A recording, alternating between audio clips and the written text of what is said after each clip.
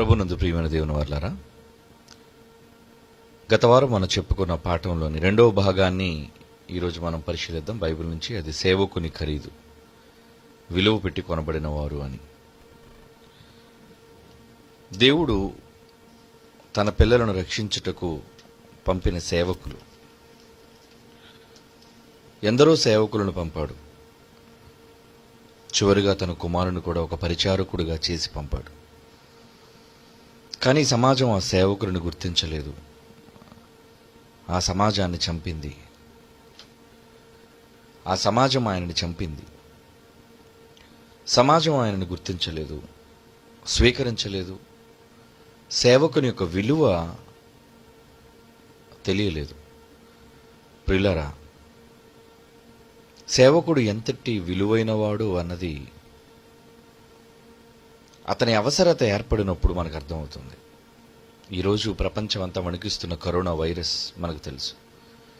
నిజంగా ఎవరు దానికి మందు కనిపెడతారో, దానికి వైద్యాన్ని అందిస్తారో వారిని ప్రపంచం ఎలా చూస్తుందో ఒకసారి మీరు చెప్పండి.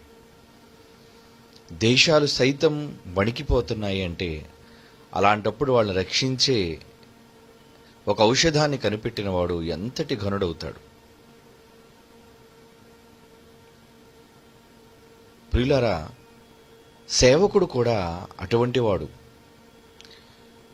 శరీరానికి వచ్చిన ఒక చిన్ని రోగాన్ని, రుగ్మతను తగ్గించడానికి ఒక వైద్యుడు ఎలా అయితే తన సేవను అందిస్తాడు, మరి ఆత్మ, దానికి పట్టిన కలుషితం,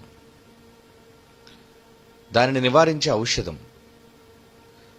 దీనిని పంచేవాడే, మందు ఇచ్చేవాడే, స్వస్థపరిచేవాడే పరిచారకుడు. ప్రజలు రోగాలతోనే ఉంటారు.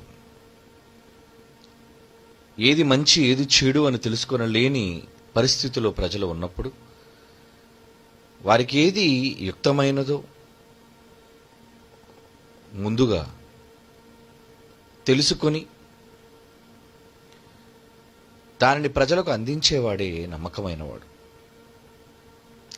చైనా దేశంలో మొట్టమొదటిసారిగా కరోనా వైరస్, దానిని ఒక భయంకరమైన వ్యాధిగా గుర్తించిన వైద్యుడు, ఆయన కూడా చచ్చిపోయాడు, మీకు తెలుసు. ఆ రోగాన్ని గుర్తించిన వైద్యుడు సైతం ఎందుకు బలైపోయాడు దానికి అంటే, రోగుల మధ్య పనిచేశాడు గనుక. సాటి మనుషులను వైద్య వృత్తిని చేపట్టినందుకు నా సేవలను నేను అందించాలి, ఈ రోగ తీవ్రత ఎంత భయంకరమైనదో అన్నది ప్రపంచానికి తెలియజెప్పిన ఆ రోజు ప్రపంచం గ్రహించలేకపోయింది కనుక తన కూడా మరణం బారిన పడ్డాడు. ఈరోజు ప్రపంచ దేశాలు వణికిపోతున్నాయి ఆ రోగాన్ని చూచి. కనుక ఆపదలో ప్రజలను ఆదుకునేవాడు వైద్యుడు అయితే, ఆత్మలను నిత్యాగ్ని దండనకు జారిపోకుండా శాశ్వత కాలం అది. మనుషులు ఇచ్చే ఈ ఔషధాలు ఇవన్నీ కూడా తాత్కాలికమైనవి, ఉపశమనం కలిగించేవి. జ్వరానికి మందు ఇచ్చినా మరలా జ్వరం రాకుండా పోదు, జలుబుకు మందు ఇచ్చినా మరలా జలుబు రాకుండా పోదు. తాత్కాలికమైన ఉపశమనాలతోనే మనం బ్రతికున్నంత కాలం 60-70 సంవత్సరాలు సంతోషదాయకమని మనం అనుకుంటున్నాం. కానీ ఆత్మకు ముగింపు లేదు, దాని జీవితకాలం అనంతకాలం.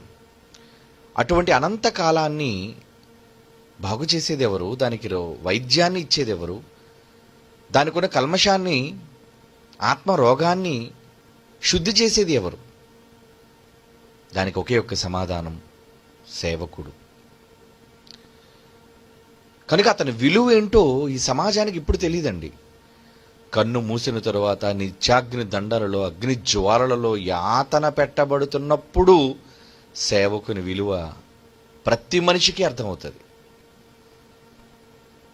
ధనవంతుడు బ్రతికినంత కాలం చాలా ఆనందంగా బ్రతికాడు. వాడు ప్రతిరోజు సుఖపడ్డాడు. హఠాత్తుగా చచ్చిపోయాడు. ఒకరోజు పాతాళానికి వెళ్ళిపోయాడు. తాను విడిచి వచ్చిన తన సోదరుల కూర్చో ఆలోచిస్తున్నాడు కుటుంబం కోసం. వాళ్ళకి ఏం చెప్పమని కోరుకుంటున్నాడో మీకు తెలుసు. అబ్రహాముని ఏం కోరుకోమంటున్నాడు? నాకు 5 సహోదరులు ఉన్నారు, వారి ఇంటికి దయచేసి లాజరును పంపించండి. ఎందుకు వెళ్ళాలి లాజరు?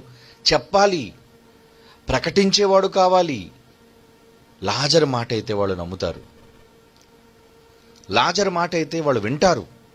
దయించి ఎలాగైనా సరే లాజరును పంపండి. వాక్యాన్ని అందించటం ఎంత అవసరమో వాడు తెలుసుకున్నాడు. చూసారా, అగ్నిజ్వాలలలో యాతన పడుతున్నప్పుడు కూడా బోధ విలువ వాడికి అర్థమైంది. నాకు ఎన్నోసార్లు చెప్పాడు లాజరు, కానీ నేను వినలేదు.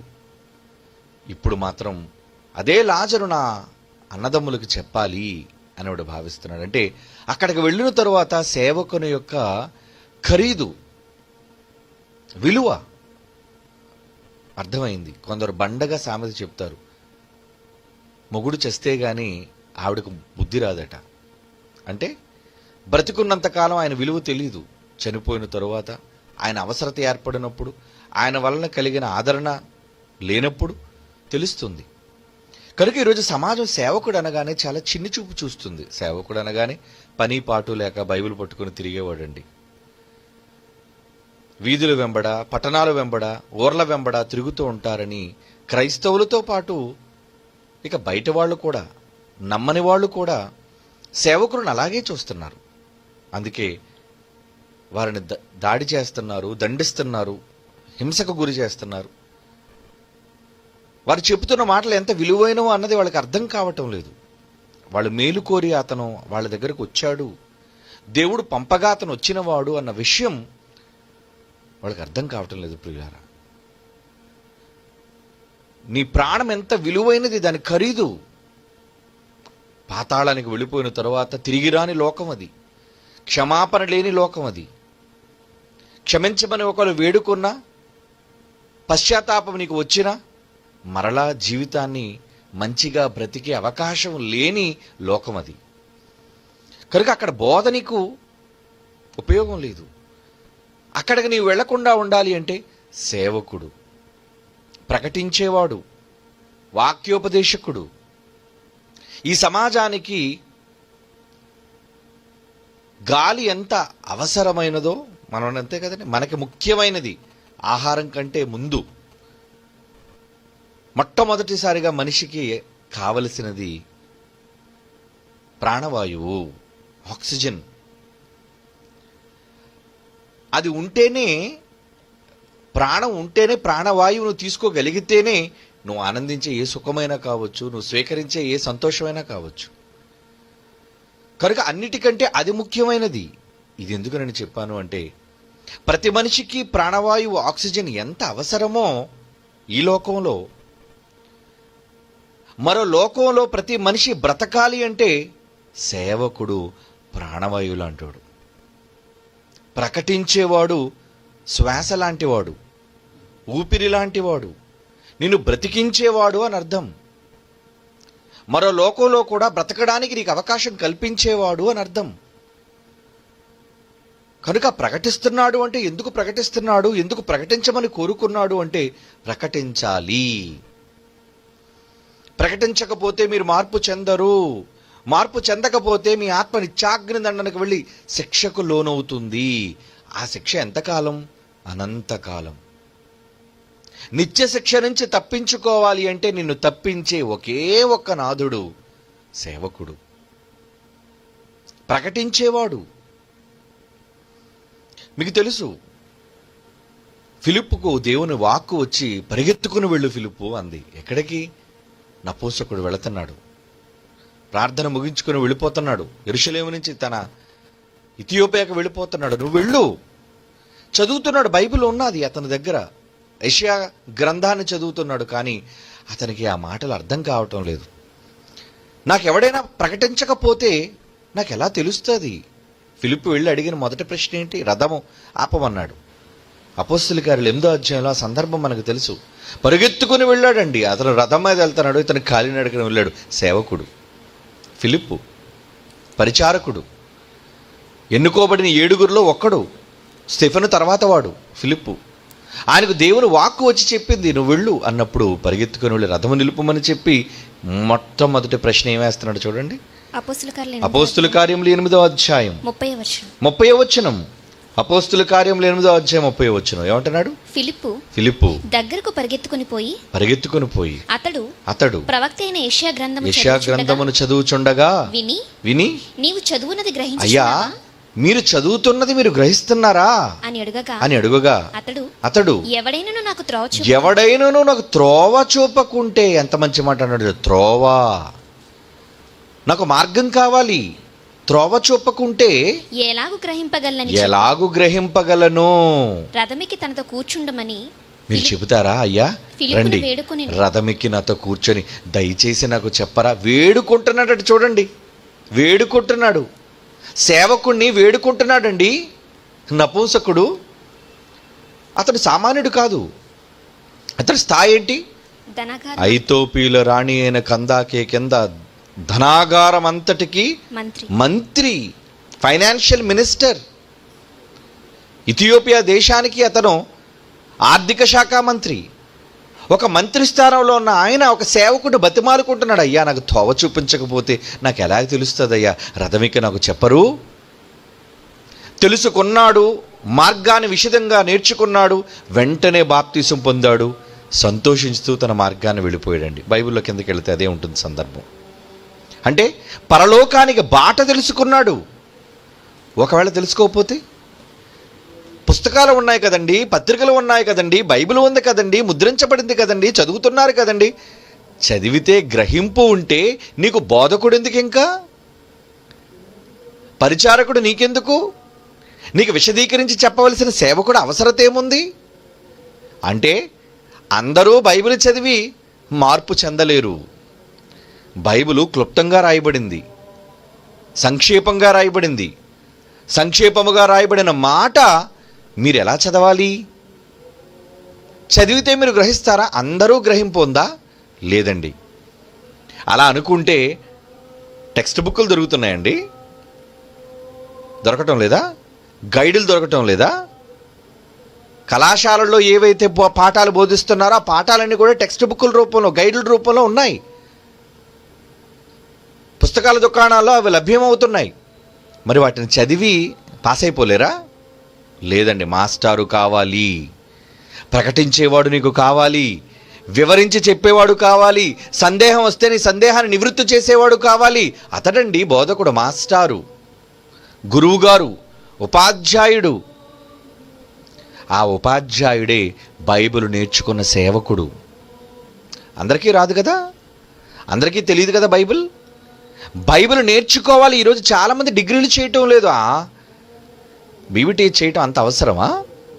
డిప్లొమా చేయటం అంత అవసరమా? మాస్టర్ ఆఫ్ బైబిల్ థియాలజీ చేయడం అంత అవసరమా? అయ్యో, ఈ సమాజానికి ఆ డిగ్రీ డాక్టర్ కన్నా విలువైనది, శాస్త్రవేత్త సైంటిస్ట్ కన్నా విలువైనది ఆ డిగ్రీ.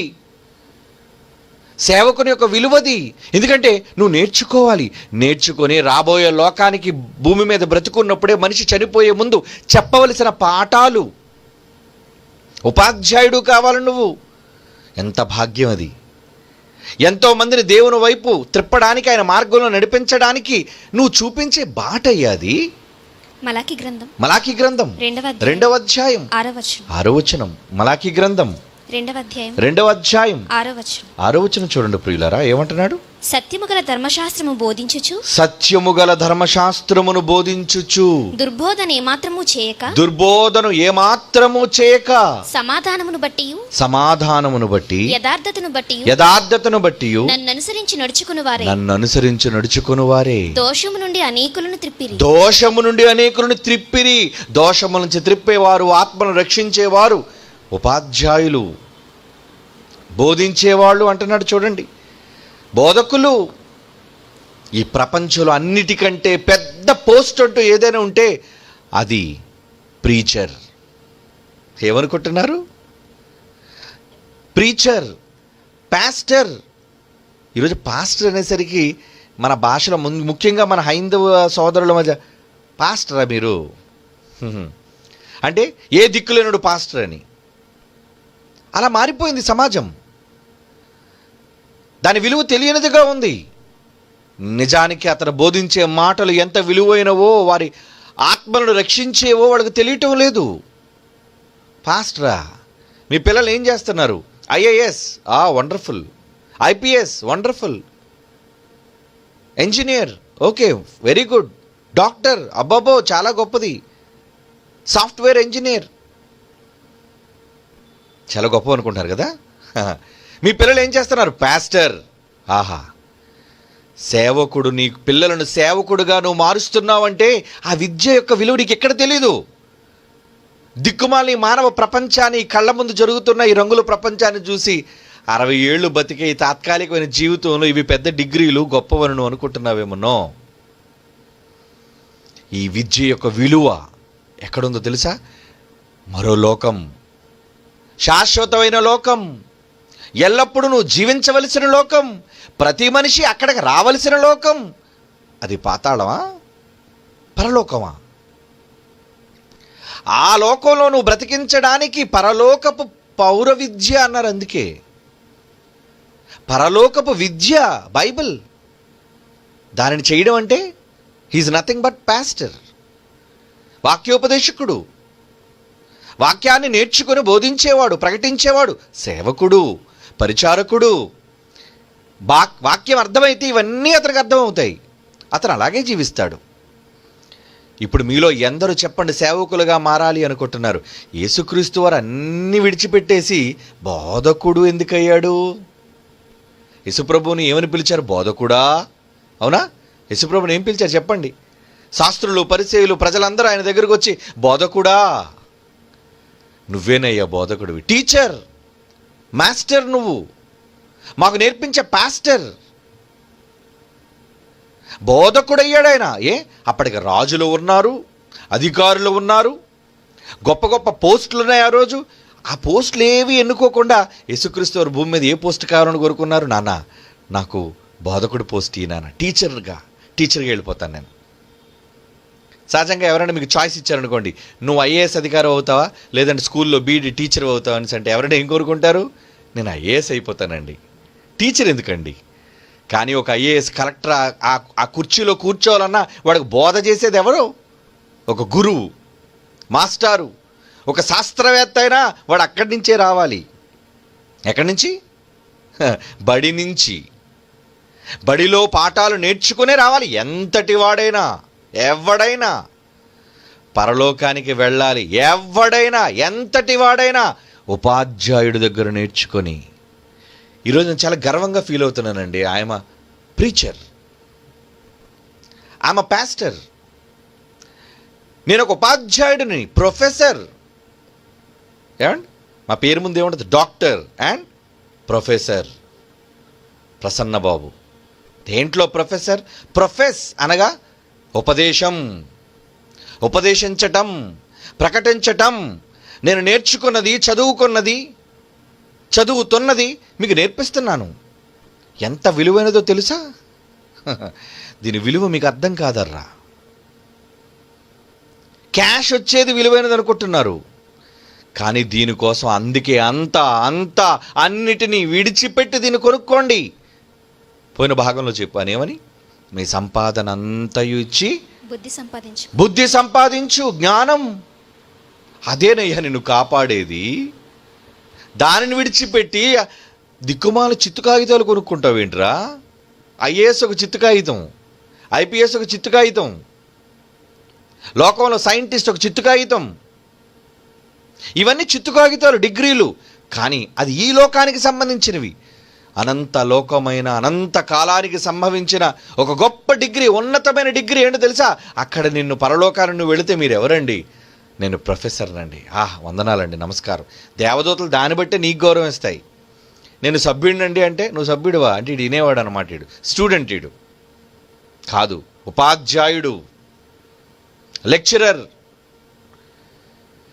అటువంటి లెక్చరరు, అటువంటి ప్రొఫెసర్ సమాజానికి ఎంత అవసరం మీరు చెప్పండి. ఇలాంటి అవసరమైన దేవుని జ్ఞానాన్ని నేర్చుకోవడానికి ఎంత ఇచ్చి మీరు కొనుక్కోవాలి? అతని ఖరీదేంటో నీకు తెలుసా? అతని విలువేంటో నీకు తెలుసా? ఈ సమాజానికి బుద్ధి రావాలి. ఈ సమాజానికి బుద్ధి రావాలండి. చాలా చీప్గా చూస్తుంది. బైబిల్ అంటే చీపు, అవునా? బైబిల్ అంటే చీప్. బైబిలా? చెప్పాను కదా, ప్రతి వాడు ఊరకనే పంచటం వల్ల దీని విలువ తెలియకుండా చేసింది ఈ సమాజం. నో, అందులో మాటలు ఎంత విలువైనవి, రాబోయే జీవితంలో నిన్ను బతికించేవి, శాశ్వత కాలం నిన్ను బతికించేవు జీవపు మాటలవి. అవి ఏం చేయాలి? నువ్వు కొనేసుకో. ఏమండి, ఒకటి దగ్గర కోట్ల రూపాయలు ఆస్తుంది అనుకోండి, ఒకడు చావుకు మందు కనిపెట్టాడు అనుకోండి, అప్పుడు ఏం చేస్తాడు? ఏమండి, ఎంత ఈ మందు?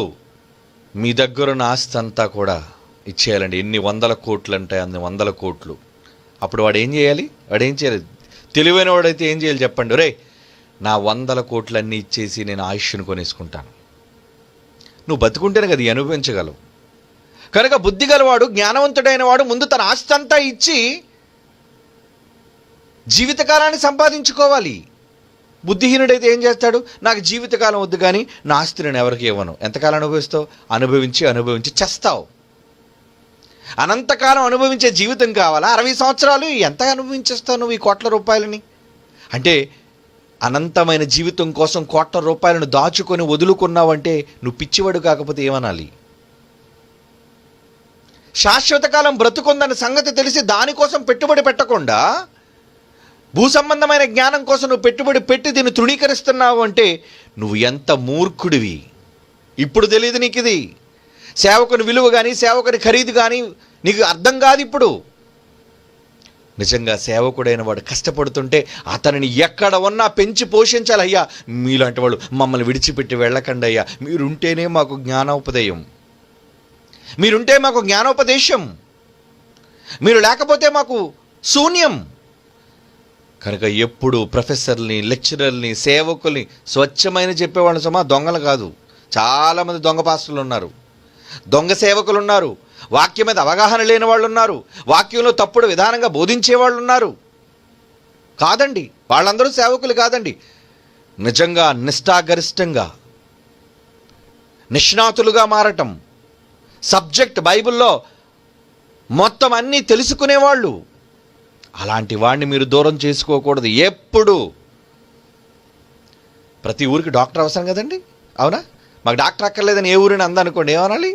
అయ్యో, ఎంత పిచ్చోళ్ళరా మీరు. రోగం వస్తే డాక్టరేరా కావాలి? నీ ప్రాణం నిలబెట్టడానికి వైద్యుడేరా కావాలి? కనుక ఈరోజు వైద్యులు ఎంత ముఖ్యమో ఈ సమాజానికి, సేవకుడు అంత ముఖ్యమైన వాడు. అలాంటి సేవకుడు మీరు పోషించగలుగుతున్నారా? అలాంటి సేవకుడు మంచి చెడ్లు మీరు చూడగలుగుతున్నారా? సేవకులు పేదరికంలో బ్రతుకుతున్నారు, సేవకులు ఇబ్బందుల్లో ఉన్నారు, సేవకులు లేమిలో ఉన్నారు. అలాంటి వాడిని కాపాడుకుంటేనే మీకు బ్రతుకుంది. కానీ మీరు ఆడెలా చేస్తే చావని, మనం బ్రతుకుంటే చాలు. వాడు బ్రతికితేనే నువ్వు బ్రతికేది. ఉపాధ్యాయుడు బ్రతుకుంటేనే నీకు ఉపాధి ఉండేది. ఉపాధ్యాయుడు నువ్వు కాపాడుకోకపోతే అసలు నీ బ్రతుకే శూన్యం, నీ భవిష్యత్తే వినాశనం. కనుక సేవకుల గురించి అంటున్నాడు. అలాంటి సేవ చేయడానికి మొదటి శతాబ్దంలో పౌలు ముందుకొస్తే, ఏమండి, ఇలాంటి వాక్యం చెప్పడానికి ముందుకు వెళితే ఎంత ఖరీదు పెట్టాలి? పెడతాం ఖరీదు. ఇప్పుడు ఇది దోచుకోవడానికో సంపాదించదు దాచుకోవడానికో చెబుతున్న మాటలు కావివి. పరలోకానికి సంబంధించిన విలువైన మాటలు, దేవుని వాక్యపు విలువలను మీకు నేర్పించే మాటలు ఇవి. దొంగలు చెబుతారు ఏమని? మిమ్మల్ని భయపెట్టి మీ దగ్గర ధనాన్ని దోచుకోవడానికి మిమ్మల్ని మభ్యపరిచి చెప్పే మాటలవి. కానీ నిజమైన సేవకుడు విలువ మీకు అర్థమైతే సేవకుడిని మీరు పోగొట్టుకోకూడదు.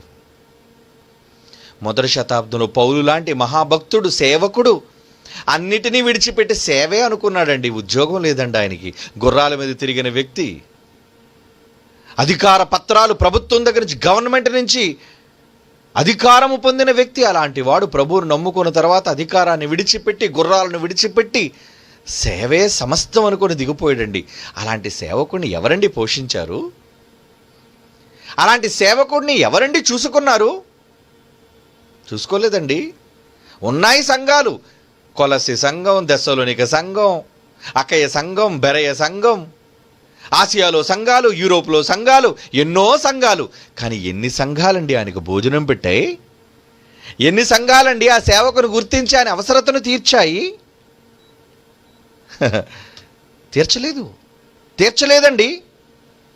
తీర్చలేదండి. అందుకే ఆయన ఎలాంటి పరిస్థితిలోనికి వెళ్ళిపోయాడో, ఆయన ఎలాంటి పరిస్థితిలో ఉన్నాడో మాట్లాడుతున్నాడో చూడండి. 2 కొరింథీ పత్రిక 11వ అధ్యాయం 9వ వచనం. 2 కొరింథీ పత్రిక 11వ అధ్యాయం 9వ వచనం.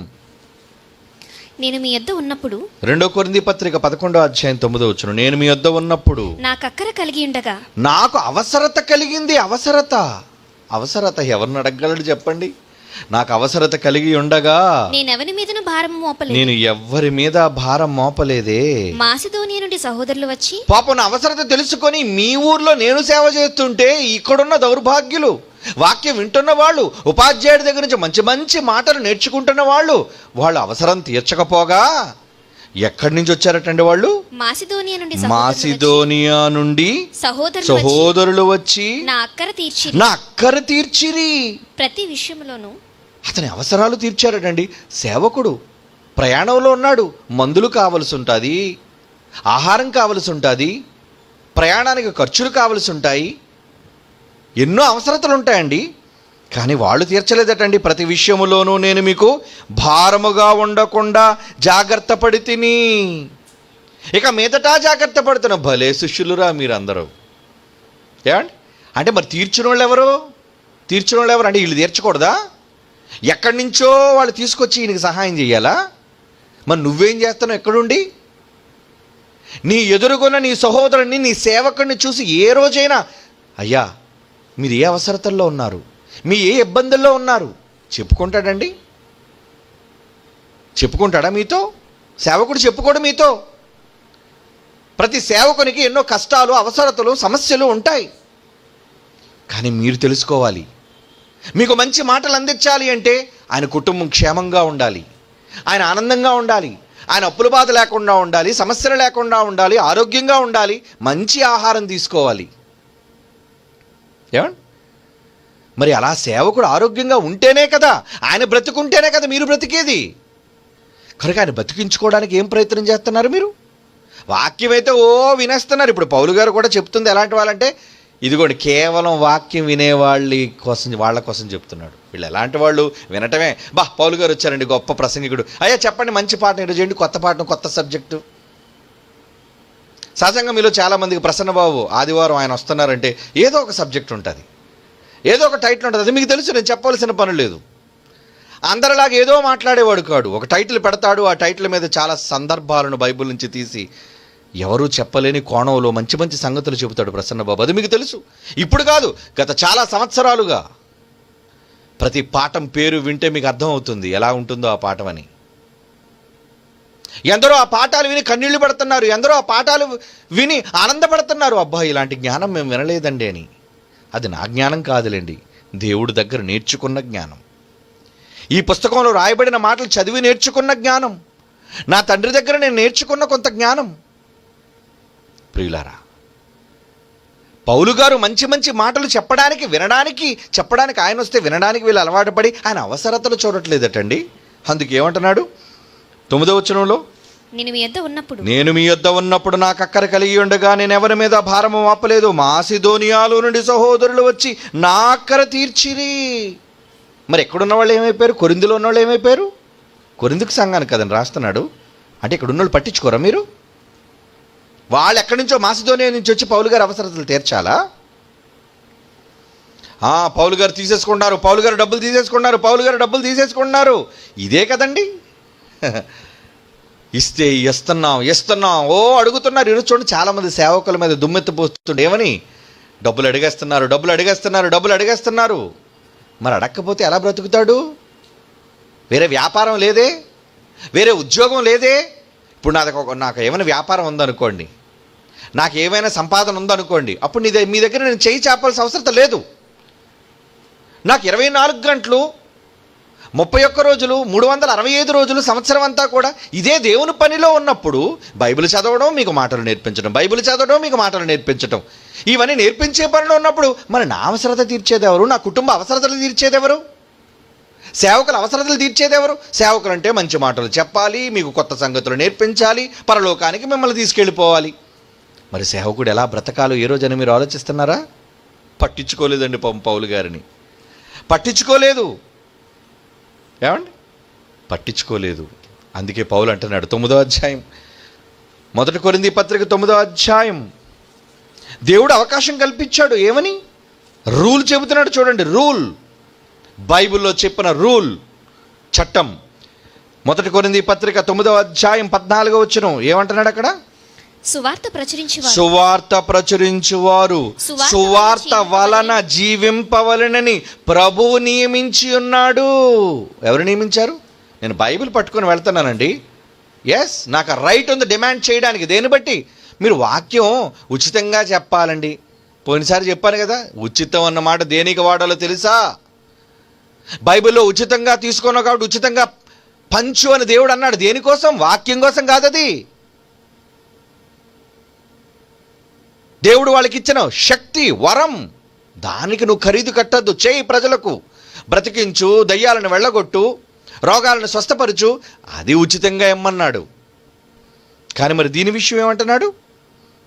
దీని విషయం ఏమంటున్నాడండి? 14, సువార్త ప్రకటించువారు ఎవరైనా సరే కానీ సేవకుడు సువార్త వలన జీవింపవలనని ప్రభువు నియమించి ఉన్నాడు. నేనైతే వీటిలో దేనినైనా వినియోగించుకొనలేదు. మీరు నా ఎడల ఇలాగ జరుపవలనని కూడా ఈ సంగతులు రాయలేదు. నేను మాత్రం మీ దగ్గర ఉపయోగించుకోలేదు. కొరింథీలు అంటే ఎంత దొంగలో చూడండి.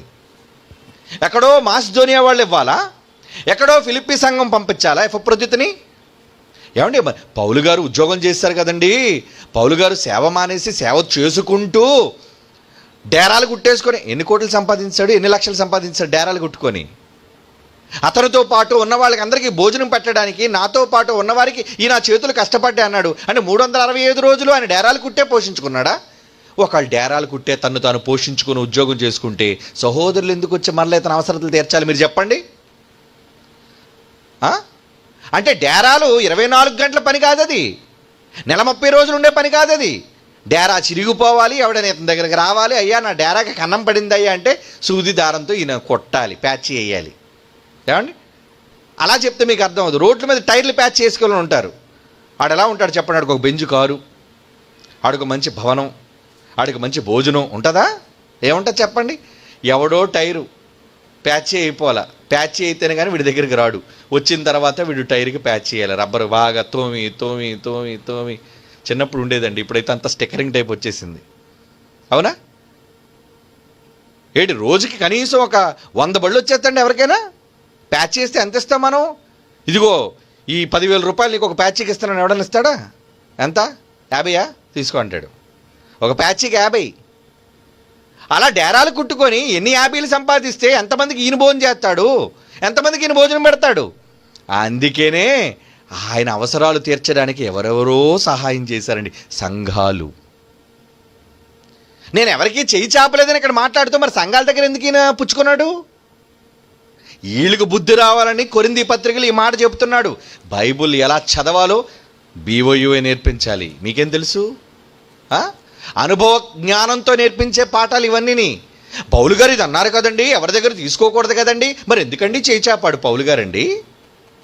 ఎవరో ఎపఫ్రోదితు వస్తువులు పంపించే ఎందుకండి తీసుకొని జోబులో పెట్టుకున్నాడు? ఆలోచించండి. చదవండి మరలా ఆ మాట.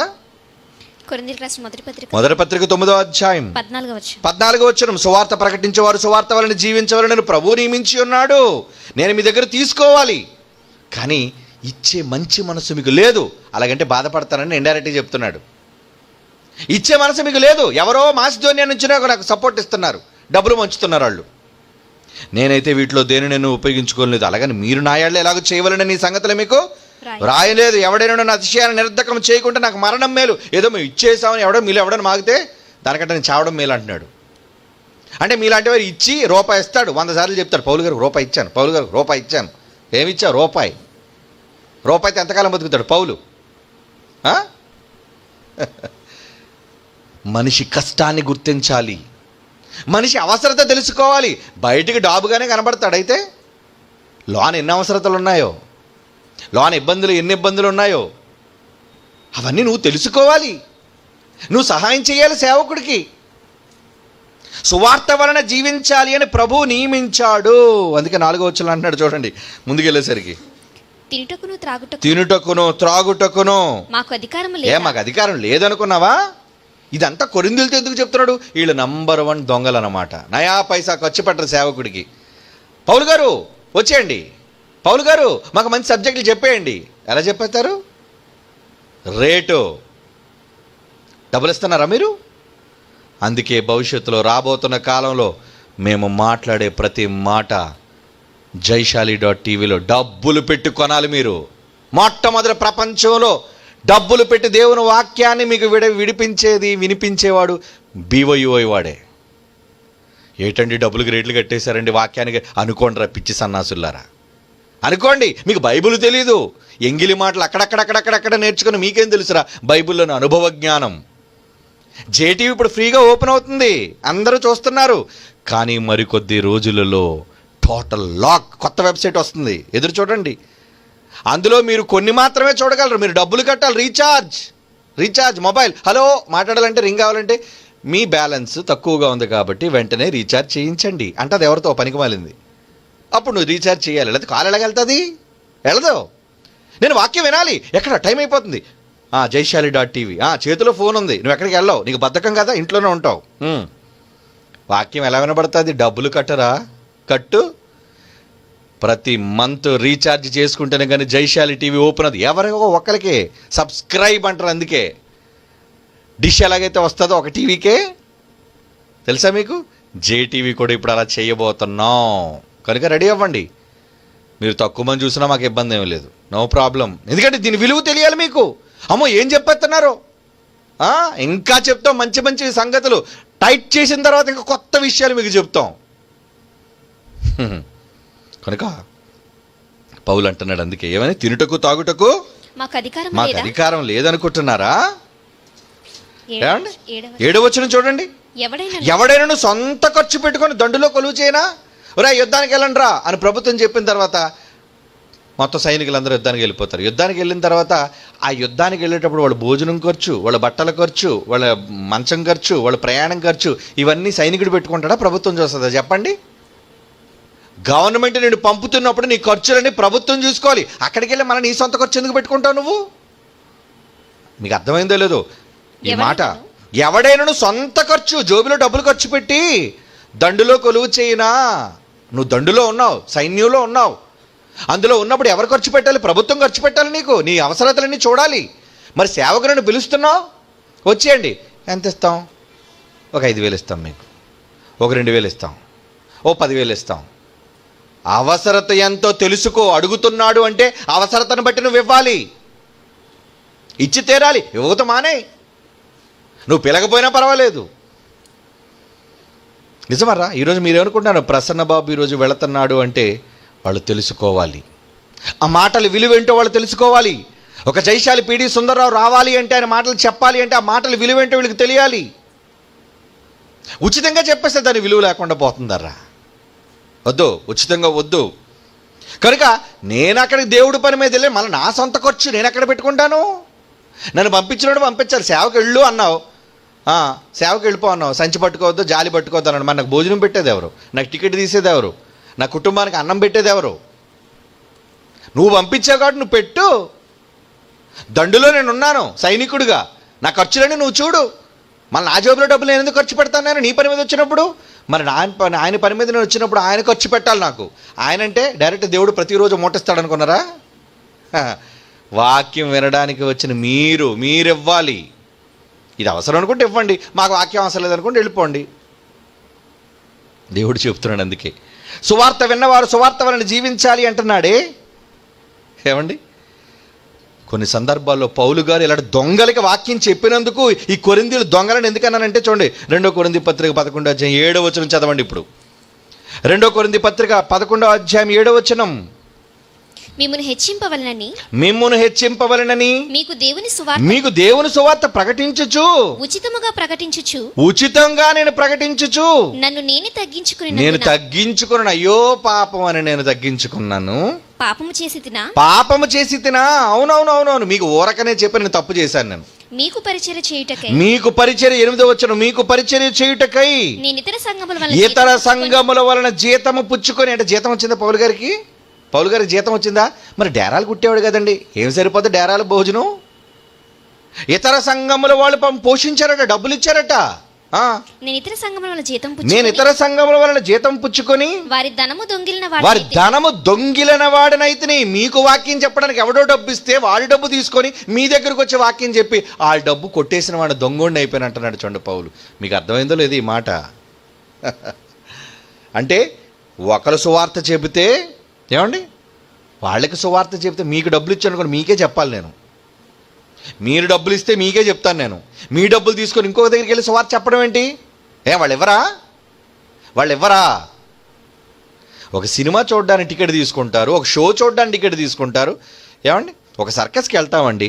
మరి సర్కస్కి వెళ్ళిన టికెట్ ఊరుకోండి, 100 రూపాయలు టికెట్ ఏంటండి? ఆ 100 రూపాయలు అంటే ఏనుగు చూడడం ఎంత ఉందో, ఎంత తింటుంది అది? మనం మీరు అందరూ వందల కట్టకపోతే దానికి అన్నం కడుపు నిండి ఎలా నింపుతాడు అక్కడ మాస్టర్, రింగ్ మాస్టరు? పులుల ఆహారం ఉంటుంది, ఏనుగుల ఆహారం కావాలి, పిట్టల ఆహారం కావాలి, 1, 2 ఎన్ని జంతువులు, మనుషులు, వాళ్ళ కుటుంబాలు, ప్రయాణాలు, ఈ ఖర్చులన్నీ చూడకుండా ఏటండి టికెట్ మరి ఎంత రేటు? దిక్కుమాలను ఒక టికెట్ కొనడానికి నువ్వు అంత అయిపోతే వాడు మెయింటెనెన్స్కి ఎంత అవుతుంది? ఖర్చులు తెలుసుకోవాలి, కష్టాలు తెలుసుకోవాలి, అవసరత తెలుసుకోవాలి, అవసరానికి మించి ఇవ్వాలి. That is Christianity. ఇది లేదండి ఎవరికి ఈ జ్ఞానం లేదు. వచ్చేయి మాకు చెప్పేయి, ఫ్రీగా చెప్పేయి, మేము ఫ్రీగా విని పందుల్లో కాళ్ళతో తొక్కేసి బయటికి పోతాం, అవసరమైతే నిన్నే జీలు చేస్తాం. ఈరోజు జరుగుతున్నది అదే కదా. వాక్యం విలువ తెలియక చెప్పబడుతున్న మాటలను తొక్కుతున్నారు పాదాలతో దౌర్భాగ్యులు.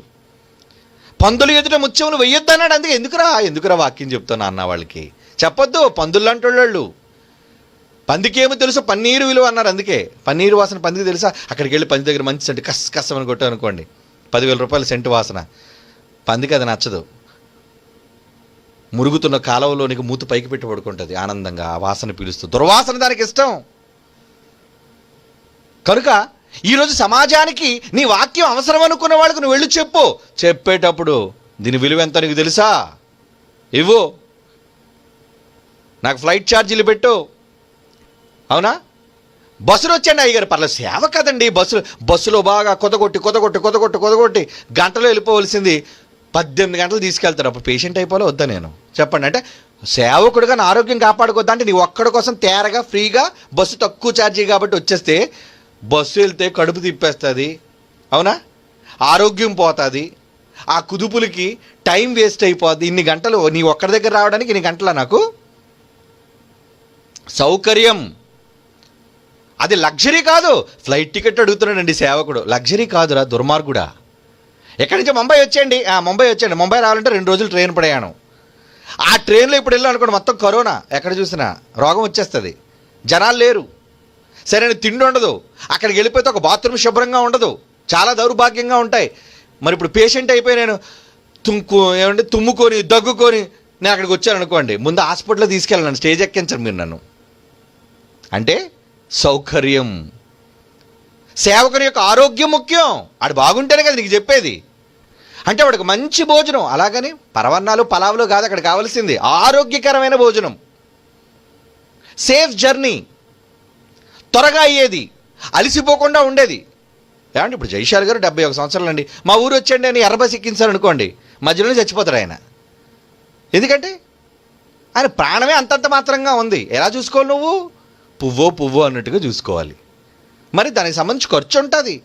సేవకుడు కదండి, ఆ రోజు యేసుప్రభు వెళ్ళలేదా, ఆ రోజు పౌలు, నీకు ఏం తెలుసురా బైబిల్? నీకు ఏం తెలుసని బైబిల్? ఏదో బైబిల్లో ఒక మాట తెలుసుకొని ఒక పక్షం నుంచి ఆలోచించడం కాదు. చాలామంది లాంటి పిచ్చి సన్నాసులు తప్పుడు మాటలు మాట్లాడుతున్నారు. అందుకే పౌలు ఏమంటున్నాడు చూడండి, మిమ్మును హెచ్చరింపవలనని మీకు దేవుని సువార్త ప్రకటించుచు నన్ను నేనే తగ్గించుకొనినందున పాపము చేసి తినా. మీకు పరిచర్య చేయుటకి ఇతర సంఘముల వలన జీతములు పుచ్చుకొని వారి ధనమును దొంగిలిన వాడనైతిని. ఆళ్ళ డబ్బు తీసుకొని మీ దగ్గరకు వచ్చే వాక్యం చెప్తే మీరంతా దొంగలుగా మారిపోయారు. కాబట్టి మీరు కాదు దొంగలు, నేను దొంగ అయిపోయాను. ఎందుకంటే మీరు మారకపోవటం వల్ల, దీని విలువ మీకు తెలియకుండా పోవటం వల్ల. ఏమంటే నిజంగా పౌలు గారికి అన్ని అవసరతలు తీరిపోతే 2 కొరింథీ 11వ అధ్యాయం మహానుభావుడు ఆయన కష్టాలు చూస్తే అండి, చలి, దిగంబరత్వం, వస్త్రాల లేమి, ఆకలితో ఉండటం, ఈ కష్టాలన్నీ ఆయనకు ఉన్నాయా అంటే ఇవ్వలేదు. ఎవరో ఇవ్వాలి అంటే ఆయన కుట్టుకున్నది ఆయనకి సరిపోలేదు. డేరాలు కుట్టుకున్నది సరిపోలేదు ఆయనకి. అవునా? సంఘాలు ఎప్పుడు పంపించారు? ప్రతి నెల పంపించేశారు అనుకున్నారా? ఫిలిప్పీ పత్రిక చదవండి, అక్కడ అంటాడు ఒక దగ్గర. ఏమండి? ఫిలిప్పీ పత్రిక 4వ అధ్యాయం 16వ వచనం. ఫిలిప్పీ పత్రిక 4వ అధ్యాయం 16వ వచనం. ఏలయనగా తెస్సలోనికలో కూడా మీరు మాటి మాటికి నా అవసరము తీర్చుటకు సహాయము చేసితిరి. అబ్బా, ఎంత మంచోళ్ళండి ఫిలిప్పీలు ఎంత మంచోళ్ళండి. ఏం చేశారట వాళ్ళు? 16వ వచనం 15వ వచనం ముందు చూద్దామండి. ఇది వీళ్ళు మాత్రం ఎప్పుడు చేస్తారు, ఎంతకాలం చేస్తారు సుమా? ఫిలిప్పీలారా, సువార్తను నేను బోధింపనారంభించినప్పుడు మాసిదోనియా నుంచి వచ్చినప్పుడు ఇచ్చు విషయంలో గాని పుచ్చుకొని విషయంలోనూ గాని మీరు తప్ప ఏ సంఘపు వారు నాతో పాలివారు కాలేదని మీకు తెలియను. వండర్ఫుల్ అండి, మీరు చాలా వండర్ఫుల్ అరా ఫిలిప్పీలారా. గొప్ప సంఘం, మంచి సహకారులు, చక్కగా సేవకునికి సహాయం అందించేవాళ్ళు మీరు. ఏమండి? ఏలయనగా దెస్సలోనికలో కూడా మీరు మాటికి, అంటే ఫిలిప్పి వేరు దెస్సలోనికే వేరండి. యూరోప్లో, ఆసియాలో ఫిలిప్ ఉందండి. ఏమండి? ఫిలిప్పిలో ఉన్నప్పుడు కూడా, ఎక్కడో యూరోప్ దేశంలో ఉన్న దెస్సలోనికలో ఉన్నప్పుడు కూడా మీరు మాటికి అవసరము తీర్చుటకు సహాయం చేసితిరి. అయితే నేను ఈవిని అపేక్షించి ఎలా చెప్పట్లేదు, నాకైతే డబ్బు కావాలి అని నేను అనుకోవట్లేదయ్యా. ఏమంటున్నాడండి? ఎందుకు అడుగుతున్నానో తెలుసా? మీ దగ్గర డబ్బు ఇమ్మని ఎందుకు అడుగుతున్నానో తెలుసా? మీ లెక్కకు విస్తార ఫలము రావాలని నేను అపేక్షించి చెప్పుచున్నాను. మీరు సేవకుడిగా నీకు ఇస్తే 100 రెట్లు కన్నా కోట్ల రెట్లు ఎక్కువ వస్తుందర్రా. విస్తార ఫలం అంటున్నాడు చూడండి. సేవకుడికి ఇస్తే విస్తార ఫలం.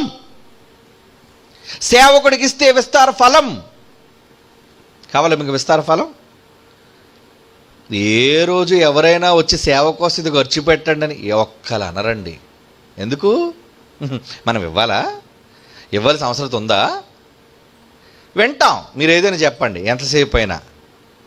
నాదస్వరం ఊదుతున్నాడు పాము పడగెత్తి ఆడుతున్నట్టు మేము అలా ఊగుతాం. అందుకే దీని విలువ తెలియని వాళ్ళకి ప్రకటించకూడదు. కింద మీకు రేటు పెడతారు, ఇక్కడ లైవ్కి రేటు పెడతారు, చూసుకోండి. రుసుము చెల్లించి రండి, వినండి. ఈవిని అపేక్షించేలాగా చెప్పటం లేదు, కానీ మీ లెక్కకు విస్తార ఫలం రావాలని నేను అపేక్షించి చెప్పుచున్నాను. నాకు సమస్తమును సమృద్ధిగా కలిగి ఉన్నది. అబ్బా, మీరు ఎలాగిచ్చారటండి వాళ్ళు? సమృద్ధి నిండుగా ఇచ్చారండి. అరకొరగా ఇవ్వడం కాదు. కొంతమంది సేవకు పిలుస్తారండి, పిలిచి అన్నయ్య గారు డబ్బులు లేవండి. ఆడ దిక్కుమాల ముఖం పెట్టిన తర్వాత ఏమడుగుతాం? సరే బాబు నువ్వు చెప్పొద్దు. ఇంకా చాలామంది వెళ్తాం కానండి, డబ్బులు తిరిగి ఇవ్వరండి, ఇచ్చి పంపరండి. ఛార్జీలు ఉన్నాయో లేదో ఆలోచించరండి. అన్నయ్య గారు ఏమనుకోకండి, అన్నయ్య గారు కష్టాల్లో ఉన్నాం. నీ కష్టాలు ఉంటే మీటింగ్ ఎందుకు పెట్టావు? మరి నీ కష్టాలు నాతో చెప్పుకున్నావు, మరి నా కష్టాలు ఎవరితో చెప్పను? నా అవసరతలు ఎవరితో చెప్పమంటావు? నువ్వు సులువుగా వెళ్ళిపోమంటున్నావు దండం పెట్టేసి. ఇలా చాలామంది ఇవ్వకుండా ఒట్టి చేతులతో పంపించేస్తారండి. ఇవ్వవలసిన దాంట్లో పూర్తిగా ఇవ్వకుండా పంపుతారండి. అవన్నీ మీకు తెలియవు. కానీ ఏం చేస్తాం? సర్లే నాన్న, సర్లే.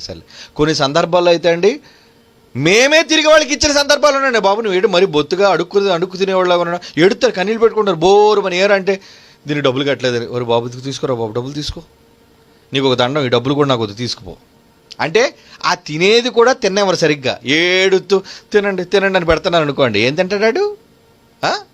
ఇలాంటి దౌర్భాగ్యులైన వాళ్ళు ఉంటారు. దేవుడు పని డబ్బు లేకపోతే చేయడం మానేయి. చెయ్యాలంటావా? అన్నిటికంటే గొప్పగా చెయ్యి. తీరా చేస్తారని చెప్పిన తర్వాత ఇంత డబ్బులు లేవండి అని బికార ముఖం పెట్టొద్దు. నిజంగా బికార వచ్చి చేస్తావు. నీ దగ్గర ఆర్థికపరమైన డబ్బులు ఉంటేనే రెడీ అవు, దేవుడు పని చేయి. నువ్వు చేస్తుంది మా పని కాదు, దేవుడు పని. ఘనంగా ఉండాలి ఆయన పని. అందుకే పౌలు ఏమంటున్నాడు చూడండి, ఫిలిప్పీ పత్రిక 4వ అధ్యాయం 17. నేను ఈవిని అపేక్షించేలాగా చెప్పట్లేదు, కానీ మీ లెక్కకు విస్తార ఫలం రావాలని నేను అపేక్షించి చెప్పుచున్నాను. నాకు సమస్తమును సమృద్ధిగా కలిగి ఉన్నది. మీరు పంపిన వస్తువులు ఎఫ్రొదితు వల్ల పుచ్చుకొని ఏమీ తక్కువ లేక ఉన్నాను. అబ్బా, అవి మనోహరమైన సువాసనయు దేవునికి ప్రీతికరమైన ఇష్టమైన యాగమునై ఉన్నవి. ఎంత మంచిది. అయితే ఫిలిప్పీలు ఎంత మంచోళ్ళ. అవునండి, ఎంతకాలం ఇచ్చేసారు అనుకున్నారు వీళ్ళు? ముందుకు చదవండి, 10వ వచనం. అదే ఫిలిప్పీలు. మనం ఎందాక చదవగానే ఎఫ్రొదితు వాళ్ళు పంపించారట, అన్ని పుష్టిగా ఇచ్చారట. వీళ్ళు మాత్రం ఎంతకాలం ఇచ్చారు, ఎప్పుడు ఇచ్చారు? 10వ వచనం, ఫిలిప్పీ పత్రిక 4వ అధ్యాయం 10వ వచనం. నన్ను గూర్చి మీరిన్నాళ్లకు మరలా యోచన చేసారని. ఇన్ని రోజుల తర్వాత అనలేదు, ఎన్నాళ్లకంటే చాలా సంవత్సరాలు మర్చిపోయారు పౌలు గారిని. మళ్ళీ ఈ మధ్యనే పౌలు గారు గుర్తొచ్చారనమాట. ఏమని, ఒరే పౌలు గారు రా, ఈ మధ్యన ఆయన ప్రసంగం విన్నావురా, చాలా బాగుంది ఆయన ప్రసంగం, మరి ఆయన మంచి అట్లా ఏంట్రా, ఆయన పాపం ఏంటి అవసరతల్లో ఉన్నారు అని ఆలోచించడం ప్రారంభించారట. ఎంతకాలం తర్వాత? ఎన్నాళ్ల తర్వాత. ఏమండి, నన్ను గూర్చి మీరు ఎన్నాళ్లకు మరలా యోచన చేయసాగితురని ప్రభువునందు మిక్కిలి సంతోషించుచుంటున్నాయి. అండి నిజంగా కొన్ని సందర్భాల్లో అండి అసలు డబ్బులు చేతిలో ఉండవండి, ఒక పెద్ద అవసరత ఉంటుందండి. మీరు నమ్మరారా, నేను అంటే జరిగిన ప్రత్యక్ష నిజం మీకు చెప్తాను. నిన్నే మీటింగ్కి వెళ్ళాను, ఒక మీటింగ్కి వెళ్ళాను. ఆ మీటింగ్కి వెళ్తున్నప్పుడు నాతో పాటు కారులో ఒక ఆయన వస్తున్నప్పుడు తన బాధను చెప్తున్నాడు. ఏమంటే, అర్జెంటుగా అన్నయ్య గారు నా భార్యకి బాగాలేదండి. పాపం వచ్చాడు, మీటింగ్కి వచ్చాడు, నన్ను తీసుకెళ్తున్నాడు, మీటింగ్కి తీసుకెళ్తున్నాడు. నేను అర్జెంటుగా హైదరాబాద్కి రెఫర్ చేశారండి, ఆమె చావు బతుకుల మధ్య ఉంది, వెంటనే తీసుకుని వెళ్ళి వైద్యం చేయకపోతే సిటీ స్కాన్ చేయించాలట అన్నయ్య గారు.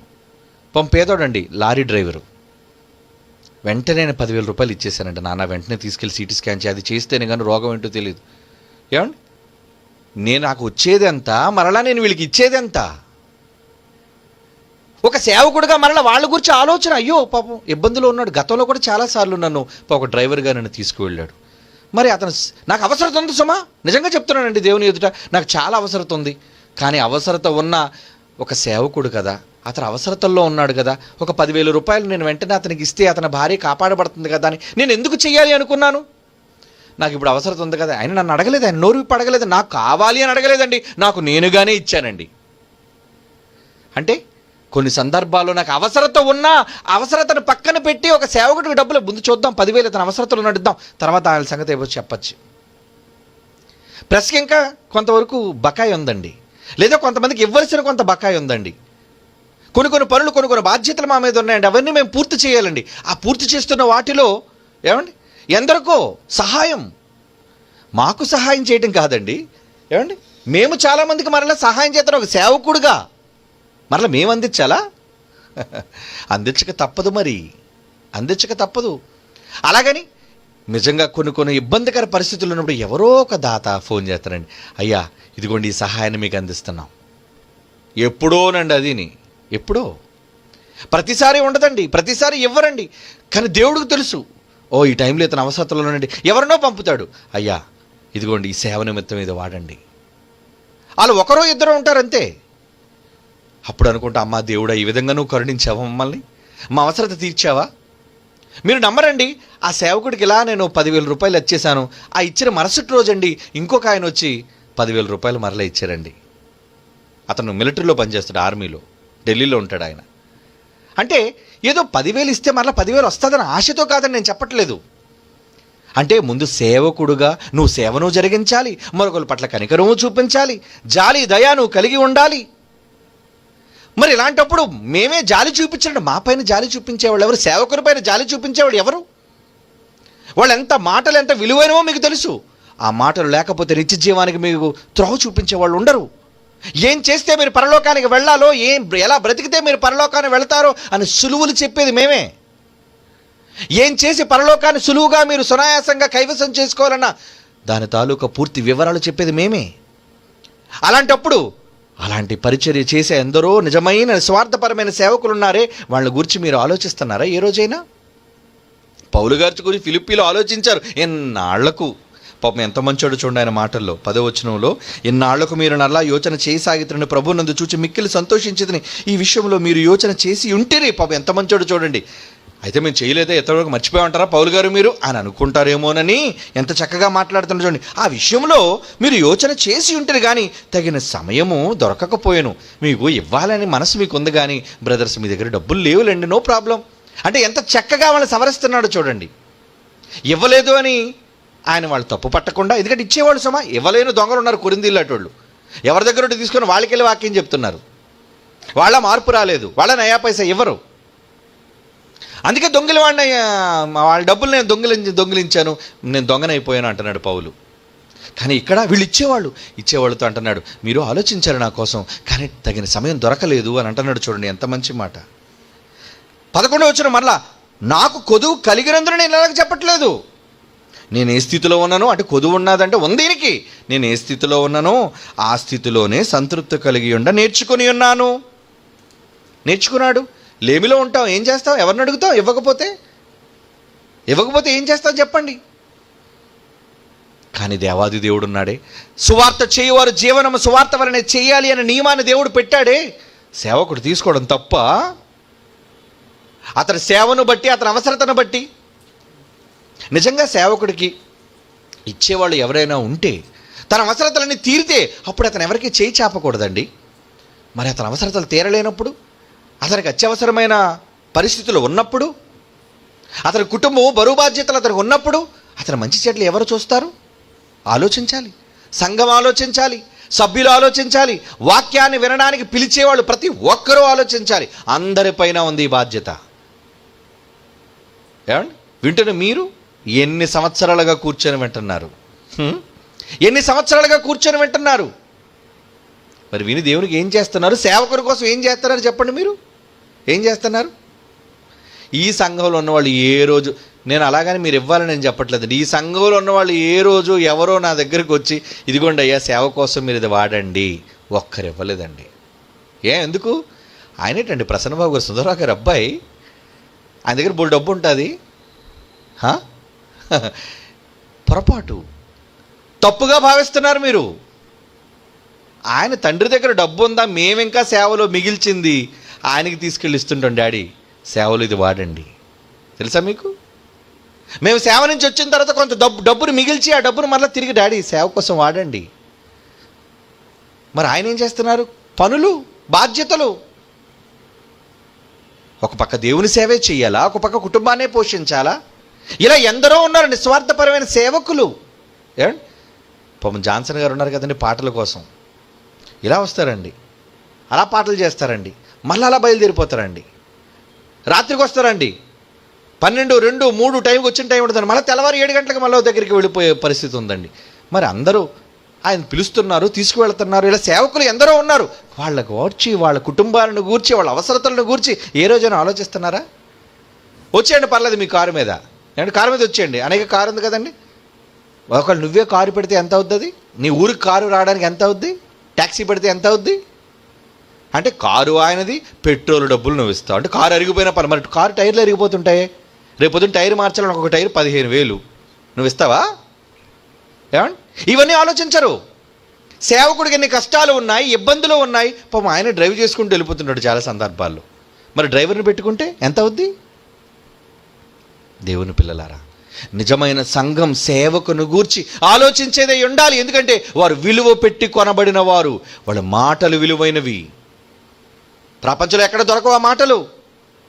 ప్రపంచంలో అన్ని డిగ్రీల కన్నా విలువైన డిగ్రీ, ప్రపంచంలో అన్ని పదవుల కన్నా ఉన్నతమైన పదవి పరిచర్య చేసే సేవకుని పదవి, మరో లోకానికి విద్య నేర్పించే ఉపాధ్యాయుని పదవి.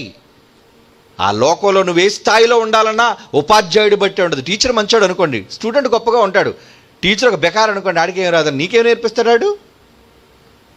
మంచి గురువు ఎవరో ఎంచుకుని వెళ్ళాలి. పాపం ఏకలవుడు వెళ్ళాడు గురువు దగ్గరికి, అయ్యా నాకు నేర్పించరా, పోరా తక్కువ కులవాడు బయట బో అన్నాడట. కానీ స్వయం కృషితో నేర్చుకున్నాడండి. కానీ ఎలాంటి గురువాడు? ఎలాంటి గురువు? విలువ విద్య అంతా చూసిన తర్వాత రే నీ బొట్టం వెళ్ళి ఇచ్చిరా శిష్య అని అడిగాడట. పాపం కోసి ఇచ్చేసారటండి, విద్య అంతా తీసేసుకున్నాడండి.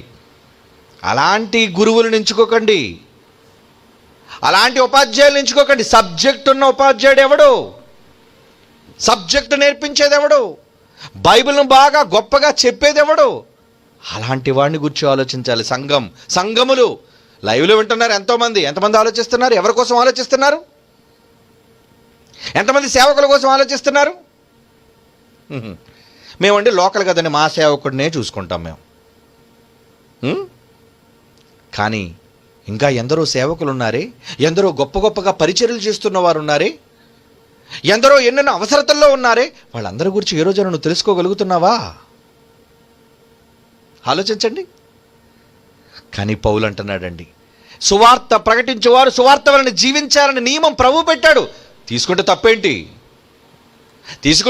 అవసరతను బట్టి. నా దగ్గర ఉండి నేను చేయి చాపితే తప్పు, నా దగ్గర ఉండి నా అవసరతలు తీరి నేను చేయి చాపితే తప్పు. కానీ నిజంగా నాకు వేరే ఆధారం ఏమీ లేనప్పుడు, వేరే ఉద్యోగం ఏమీ లేనప్పుడు, ఏమంటే నాకు డేరాలు కొట్టడం రాదండి, నేను ఏం చేయగలను ఇప్పుడు పని? ఏమంటే నాకు డేరాలు కొట్టడం రాదు. అలాగని ఎక్కడైనా దగ్గర నేను ఉంటే ఇంక రాష్ట్రం అంతా జిల్లాలన్నీ ఎక్కడ నేను పర్యటించగలను చెప్పండి. కనుక ఇవన్నీ ఉంటాయి, సేవకుని మధులు ఇవన్నీ ఉంటాయి. ఈ అవసరతలన్నీ సంఘము తెలుసుకొని, ఒక సంఘం కాదు, ఈరోజు ఎన్ని సంఘాలు, ఎన్ని ప్రాంతాల్లో ఎన్ని సంఘాలు. ఏమంటే పౌలు గారు పోషించినప్పుడు మరి పేతురు గారు ఉన్నారు, తర్వాత అపోస్తలులు ఉన్నారు, చాలామంది. ఈరోజు ఇన్ని సంఘాలుగా ఉన్న వీళ్ళు ఏంటండి మీ నాయకుల కోసం, మీ సేవకుల కోసం మంచి మంచి విషయాలు చెప్పే వాళ్ళ గురించి మీరేం ఆలోచిస్తున్నారు చెప్పండి?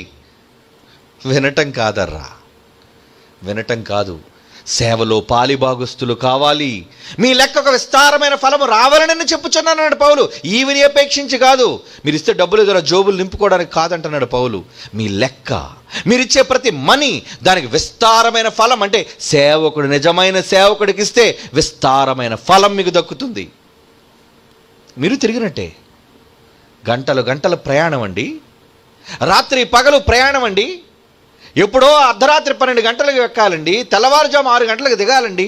నిద్ర ఉండదు, సరైన భోజనం ఉండదు. ఇవన్నీ సేవకుల జీవితంలో జరుగుతున్నాయి, అది మాకు తెలుసు, మేము పడుతున్నాం కాబట్టి. మరి అలాంటి సేవ చేసే సేవకుని కోసం ఎంతమంది చెప్పండి మీ అమూల్యమైన సహాయాన్ని అందిస్తున్నారు? సేవకుని మాటలు ఎంత విలువైనవి, వాళ్ళు విలువ పెట్టి కొన్నాడు. అందుకే ఈరోజు దేవుడు కొన్నాడు మమ్మల్ని, తన కుమారుడిని క్రీస్తు రక్తము ద్వారా కన్నాడు. కొన్న మేము ఈ సమాజాన్ని కాపాడాలి. ఏమండి? అందుకే ఏమన్నాడు చూడండి, ముగించుకుందాం. 2 కొరింథీ 12:13. 2 కొరింథీ 12:13, నేను మీకు భారముగా ఉండకపోతిని అను విషయంలో తప్ప మరి ఏ విషయంలో ఇతర సంఘముల కంటే తక్కువ వాడిని అయితేని నేను చేసిన ఈ అన్యాయాన్ని క్షమించండి అంటున్నాడు. చూడండి ఇంకేమంటున్నాడండి, ఇంకొక మంచి మాట చూద్దాం ప్రియులారా, ఇంకొక మంచి మాట చూద్దాం. 1 కొరింథీ పత్రిక 9:11.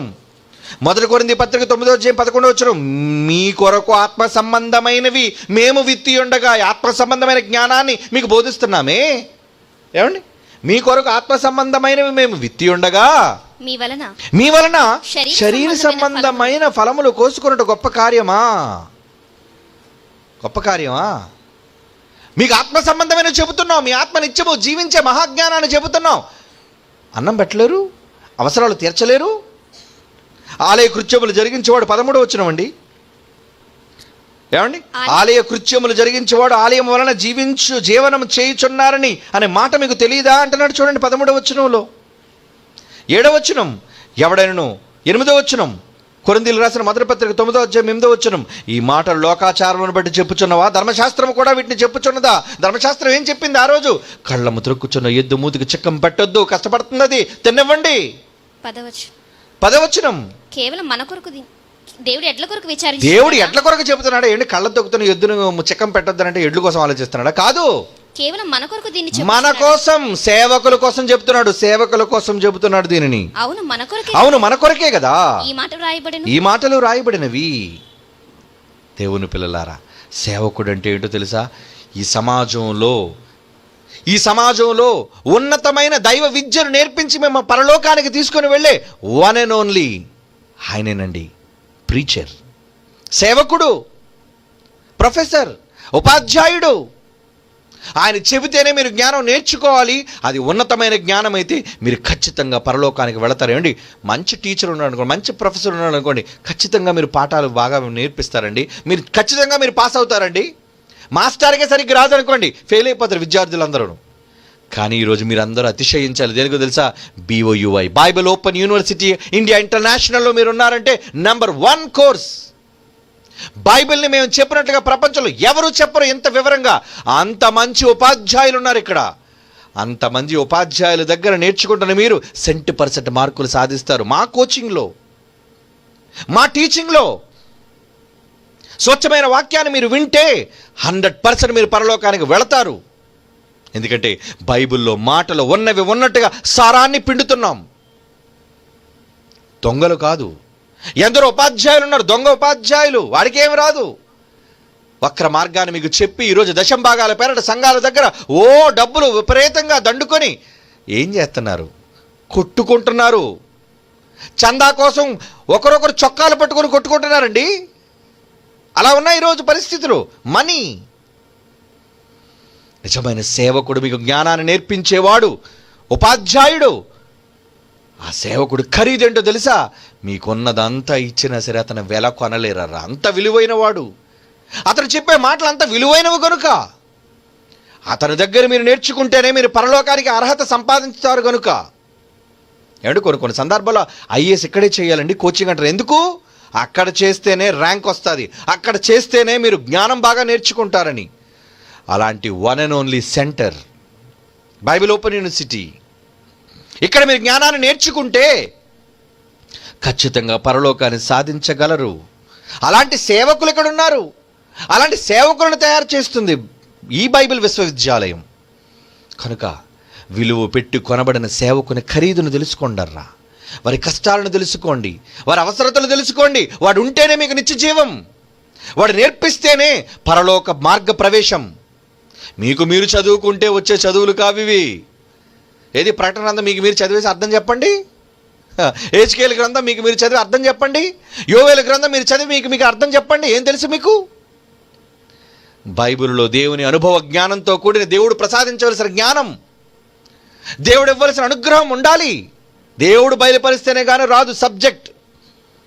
అలాంటి సబ్జెక్ట్ నేర్చుకున్న వాళ్ళ దగ్గర మీరు ఉన్నారంటే ఎంత విలువిచ్చి కొనాలి ఆయన్ని, ఆయన ఎంత జాగ్రత్తగా మీరు చూసుకోవాలి, ఆయన అవసరతలో ఎంత జాగ్రత్తగా మీరు ఉండాలి. ఇది ప్రతి సంఘము బాధ్యత. వారు విలువ పెట్టి కొనబడిన వారు. వారు దూరం చేసుకోకండి. చాలా జాగ్రత్తగా ఉండండి. మిమ్మల్ని పరలోకానికి తీసుకుని వెళ్ళే వారి నిజమైన సేవకులు. ఆ సేవకులు విలువ అమూల్యమైనది. వారి నోటి వెంబడి వచ్చిన వాక్యం మీకున్న సమస్తాన్ని ఇచ్చి కొనుక్కోవలసినది. అది వాక్యపు విలువ. ఆ విలువ కన్ను మూసిన తరువాత అర్థమవుతుంది మీకు. కనుక ఇప్పుడే దాని గూర్చి మీకున్న సమస్తాన్ని ఆ జ్ఞానం కోసం ఖర్చు పెట్టండి, నేర్చుకోండి, ఆ మహాలోకాన్ని సాధించండి. కళ్ళు మూసుకొని ప్రార్థన చేసుకుందాం. పరిశుద్ధుడైన తండ్రి, మీ మహోన్నతమైన నామానికి స్తుతులు చెల్లించుచున్నాము. సేవకులుగా, మీ సేవకులుగా, మీరిచ్చిన వాక్యాన్ని ప్రకటించేవారుగా మేము ఏర్పాటు చేయబడినందుకు ఎంతగానో ధన్యులు అనుకొనుచున్నాం. దేవా, ఆ సేవకుని విలువ ఈ సమాజం తెలుసుకొని, ఆ వాక్యపు విలువ ఈ సమాజం తెలుసుకొని రాబోయే మహాలోకంలోని సుస్థిరమైన ఆ లోకం, శాశ్వతమైన ఆ లోకంలో జీవనాన్ని సాధించుటకు ఇక్కడే విద్యను నేర్చుకుని పట్టభద్రులు కాగలుగుటకు ఈ జ్ఞానపు యొక్క విలువను నీ పిల్లలకు తెలిసేటట్లుగా ప్రకటించాం. వారి మనోనేత్రాలు వెలిగించండి. నీ బలమైన వాక్యానికి వారిని అప్పగిస్తున్నాం. క్రీస్తు యేసు వారి అమూల్యమైన నామంలో ఈ ప్రార్థన మీకు సమర్పించుచున్నాము తండ్రి. ఆమెన్.